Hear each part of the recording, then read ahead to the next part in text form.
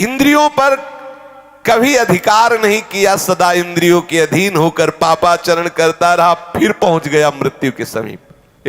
फिर गया। जिस महान दुर्गति से बचने के लिए हरि ने अवसर दिया था, फिर वहीं पहुंच गया। चूक हो गई।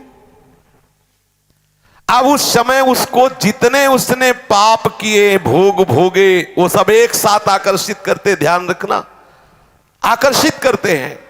एक शब्द उच्चारण नहीं कर सकता, हृदय थर थर कांपने लगता है, श्वासों में कफ रुक जाता है, श्वासों में जाके अरे बहुत दुर्गति होती है, कफ रुक जाता है, ना तो नींद ले सकता है, ना तो भूल सकता है। कितने कितने भयानक कष्ट उसके ऊपर। स्त्री पुत्र नौकर चाकर सब उसकी अवहेलना करने लगते। वो बोलना चाहता, सुनो हमें प्यास लगी है, वो निकल गए, पास से निकल गए। बहु बेटे जिनको उसने बहुत प्यार से पाला, जिनके लिए अधर्म करके धन एकत्रित कर लिया, वो वहां नाश्ता पा रहे हैं, कई तरह के पदार्थ, और वो देख के ललचा रहा है। अगर कुछ बोले तो डांट खाए। और क्योंकि अब वो कहते हमको भी ना बोले, हमें तो ड्यूटी में जा, पड़े पड़े खांसता रहता, पा लेना कभी तू पा लेना, और अवहेलना करके निकल जाते हैं।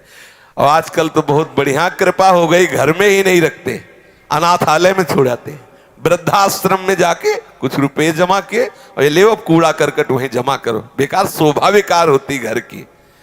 जो भगवत स्वरूप वयोवृद्ध हैं, जिनकी सेवा करना हमारा परम धर्म है, उनको हम अनाथालय में भेज देते हैं। हाँ, क्यों? अब हमारी सो खराब होता है ना, दरवाजे में बैठे खांसता रहता है, थूकता रहता है। वीआईपी लोग हमारे मित्र हैं, ये वहीं तुम भी पहुंचोगे, वीआईपी वहीं पहुंचोगे। जो तुम अपने माता पिता बुजुर्गों का अपमान कर रहे हो, ठीक आप अपने लिए इंतजाम कर रहे हैं, अपने लिए इंतजाम कर रहे हैं। आहार विहार की भारी अंदर तृष्णा, बाहर कुछ है नहीं। परिवार के लोग डांटते हैं। हाँ, ये जवान बच्चे बूढ़े माता पिता को ऐसे डांटते हैं जैसे कोई बहुत घृणित नौकर से बात करता है, ऐसे चुप रहे, ऐसे डांट देते हैं। वो माता जिसने अपना वक्षा स्थल का दूध पिलाकर उसे बड़ा किया, जिसने उसे मल धोया, जिसने उसने अपने प्राणों की तरह पोषण किया, ठीक ऐसा जवाब देता है वही बालक जवान, उसका हृदय विदीर्ण हो जाता। मैंने तो आशा की थी ये कभी प्यार से और कभी पास बैठकर उनसे बात भी नहीं करता। वो भयंकर क्लेश में जलता है। जो जो उसने कर्म किए वो कर्म उसके ऊपर हावी होते हैं। अब लंबी लंबी सांस ले रहा, असमर्थ हो गया, कोई उपाय नहीं दिखाई दे रहा। मृत्यु काल का समय आ गया। अब उसका दम घुटने लगा, शरीर कांपने लगा, बार बार मूर्छा होने लगी। ऐसी अवस्था में उसका चिंतन फंसता है, मेरे धन का क्या होगा? ये सब वो भोगेंगे जिनके लिए मैंने सब कमाया, वही मुझे गाली दे रहे हैं। ये धन भोगेंगे, मेरा धन भोगेंगे। वो चिंतन कर रहा पड़े पड़े, मेरे पीछे ये मेरी स्त्री कैसे रहेगी? क्योंकि इसने जीवन भर हमें प्यार किया, अब वो भी वृद्ध है, इसकी पता नहीं बच्चे देख रेख करेंगे कि नहीं करेंगे। ये नौकर लोग पता नहीं हमारे परिवार का ख्याल करेंगे कि नहीं करेंगे। बड़ा बस यही चिंतन। एक ऐसे ही चिंतन किए, मरे तो कुत्ता बने आकर के, और अपने दरवाजे में छोटे पिल्ला बने। जब पत्नी को देखते कू कू करके, पत्नी लात मारती है वो, अब वो फिर उसकी तरफ तो लड़कों को बुलाती, ये दुष्ट डंडे मार को को करके भागता, ना रोटी मिलती है, वो घर की तरफ भागता, क्योंकि उसको ये था मेरा ही घर है ना। दुर्दशा होनी। छिपकली बन के दीवार में रंगोगे, घर वाले निकाल के मार डालेंगे, मारो इसको छिपकली, सांप मारो इसको, मारो, क्योंकि इसने भजन नहीं किया, अब आके घर में रहना चाहता है।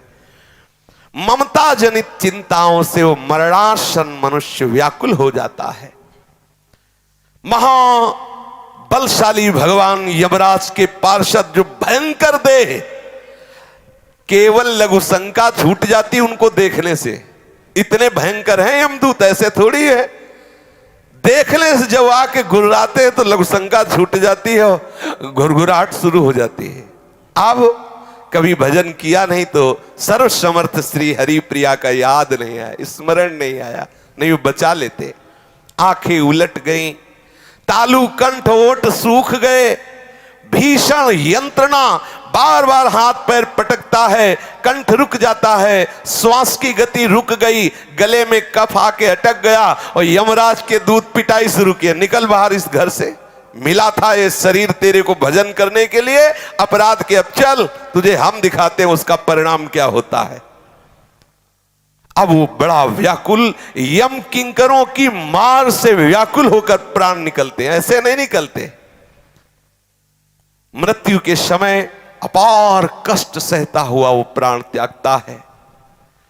उस मनुष्य को जो धर्म विरुद्ध आचरण किए, पापाचरण किए, यमदूत पीटते हुए, नाना प्रकार की भयंकर यातना देते हुए, घुड़कते हुए, घसीटते हुए उसे ले जाते हैं यमपुरी, जहां से ले जाया जाता है गरम बालू, अग्नि और नुकीले यंत्र लगे हुए मार्ग में, घुस जाए पैर में, जलती हुई भयंकर उस यात्रा को घसीटते हुए पूर्ण करते हैं। न पानी, न भोजन, न मार, ऊपर से चल रही वो भयंकर नरकों की यंत्रणा को भोगता है।